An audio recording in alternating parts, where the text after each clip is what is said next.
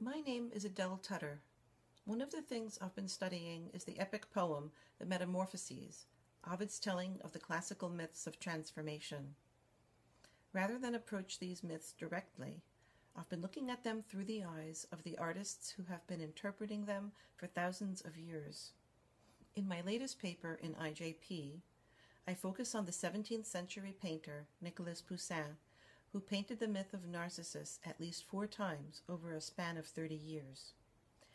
If we dive right into these paintings and read them like a text, which is exactly what Poussin asks his audience to do, we can trace the development of his own theory of Narcissus.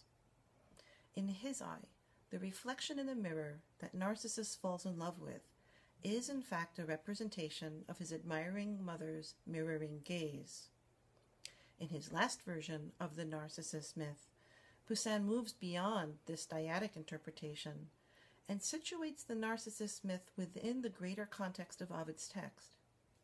In doing so, he alludes to the occult relationship between the myth of Narcissus and the myth of Oedipus. Poussin's interpretive vision allows us to think about Narcissus, and, by extension, narcissism, in a different way, a less narcissistic way, as a matter of fact. In my paper, I suggest an alternative way of conceptualizing narcissism. Rather than seeing it as a problem with self-love, it is more a spectrum of disturbances stemming from problems in mirroring and individuation in early development.